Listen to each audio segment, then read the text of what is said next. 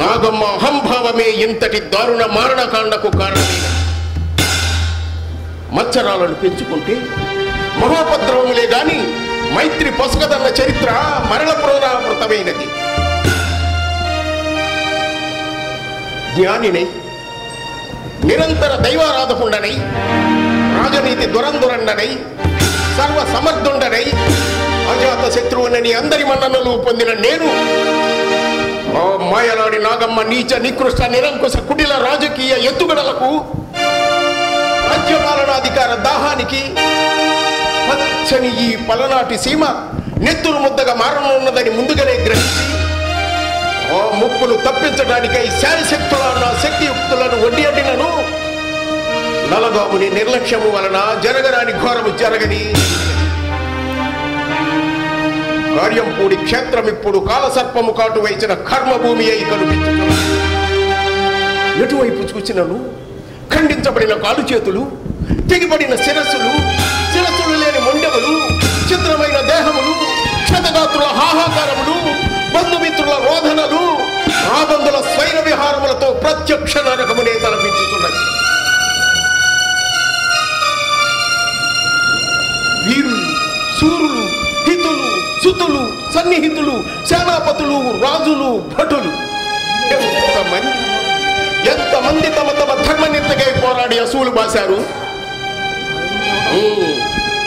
ఇదంతయు రాజ్యకాంక్షతో దహించుకుపోతున్న వారికి దక్కిన చక్కని బహుమతి కావచ్చు. ఆ మాయలాడి నాగమ్మ కుతంత్రముల వల్ల అన్నదమ్ముల మధ్య ఏర్పడిన అంతఃకలహాల మహోగ్ర రూపమే ఈ భయంకర సమరం. చెప్పుడు మాటలకు చెవియొగ్గి ఎంత తప్పు చేశాడు ఈ నలగాముడు. రాజును చేసి నిరంతరం అతని అభివృద్ధిని కోరుకునే ఈ బ్రహ్మనాయుడిని శత్రువుగా భావించి కాలసర్ప ప్రతిరూపమైన నాగమ్మను శ్రేయోభిలాషిగా నెంచి మాయలాడి కుట్రలు కుతంత్రాలను గ్రహించలేనంతగా మొగలాడి వలలో పడిపోయాడు. అలసట చెందిన రాజుకు క్షణకాలముని ఎడనిచ్చి కాస్త నీటినిచ్చి తన జానతనముతో రాజును వశపరుచుకొని కడకు రాజ్యాధికారాన్నే చేజిక్కించుకుందా మాయనాడి. వలదని నేనెంత వారించినను నా మాటలు పెడచెవినబెట్టి ఆ మాయలాడి కుట్రలు కుతంత్రాలు గ్రహించలేనంతగా మొగలాడి వలలో పడిపోయాడు. అతడిచ్చిన అధికారాన్ని అడ్డుపెట్టుకుని అన్నదమ్ములను వేరు చేసి వారి మధ్య ఆరని చిచ్చు రగిల్చిందా జిత్తుల మాడి. ఏకఛత్రాధిపత్యంగా అలరారుతున్న రాజ్యాన్ని మాచర్ల గురజాలుగా వేరు చేయుచున్నప్పుడు వలదని వారించలేక వాజమ్మలా మిన్నకుండిపోయాడు నలగాముడు.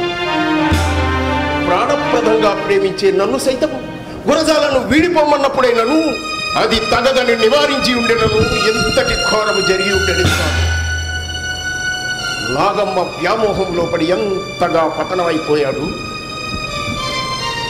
అయినను నిరంతర ప్రభుభక్తి పరాయణుండనేను నేను చేసిన నేరమేమిటి? కుల మత వర్గ విభేద రహిత సమాజమును స్థాపించుటయా? ప్రజలలో ఆత్మవిశ్వాసమును ఐకమత్యమును పెంపొందించుటయా? సమాజములో భేద గొప్పను తారతమ్యములు సమసి జనులంతా సమానులేనని చాపటి చెప్పుట కొరకు మేమేర్పరిచిన చాపకూడు సిద్ధాంతమా? సాటి తల్లి పిల్లలైన మిమ్ములను ఒక్క తల్లి బిడ్డలుగా ఆదర్శవంతులుగా తీర్చిదిద్దుటయా? లేక ప్రజలంతా మాకు బ్రహ్మరథం పడుతున్నారన్న అసూయ? ఏమిటి మేము చేసిన నేరము? మంచిని సహించలేని ఆ నాగమ్మ వంచనతో చేసిన విషబోధలకు లోనై అసలేని వాడైన నలగాముడు ఆ మాయలాడికి రాజ్యాధికారాన్ని అప్పగించి ఇంతటి వినాశానికి కారకుడయ్యి అన్నదమ్ముల భాగములను వచ్చిన దానితో సంతృప్తి నొంది మాచర్లలో మనశ్శాంతిగా జీవించుతున్న మముగాంచి వార్వజాలని నాగమ్మ రాజుకు మాపై లేనిపోనివి కల్పించి అసూయాద్వేషములు రగిలించి కోడి పందములకు విలిపించి కుటిల పన్నాగములతో ఓడించి 7 ఏండ్లు వనవాసమున కంపిన జిత్తుల మాటకు కట్టుబడి మనస్సును చంపుకొని కానలకేగినను అచ్చట మమ్మ మనశ్శాంతిగా ఉండనీయలేదు. ఏడేండ్లు పడరాని పాట్లు పడి గడువు తీరిన పిమ్మట మా మాచర్లను మాకిమ్మని రాయభారమును కంపిన అలరాజును చంపి ముక్కు పచ్చలారని చిన్నారి అలరాజు భార్య పేరిందేవి సహగమనములకు కారణమైన మిమ్ములను క్షమించి విడిచిపెట్టుటయా నాదేని చేసిన నేరము. ఆనాడే చెన్నకేశవ వర ప్రభావిత ప్రళయకాల రుద్రుండనై నేను తగిన శాస్తి చేసి ఉండిన పరిస్థితి నేను ఇట్లుండేదిగా. పెంచిన ఈ చేతులతోనే తుంచడానికి మనస్సంగీకరించనందువలననే నాడు నువ్వు ఆ నాగమ్మ బ్రతికి బట్ట కట్టారు. నేనింతటి వినాశానికి కారకులై చరిత్రహీనులయ్యారు. నాగమాంబ,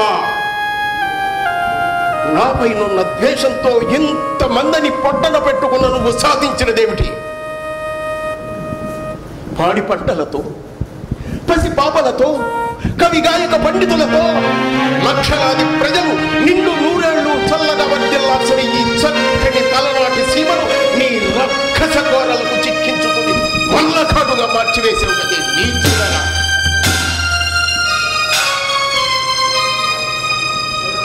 నాగమాంబ, ఇంతటి వినాశానికి కారణమైన నీవు సమరమున నా చేత చిక్కి నిశ్చేష్టురాలివై నిలిచినప్పుడు అమలను సంహరించుట అదేమి ఫలమని ఉపేక్షించాడు.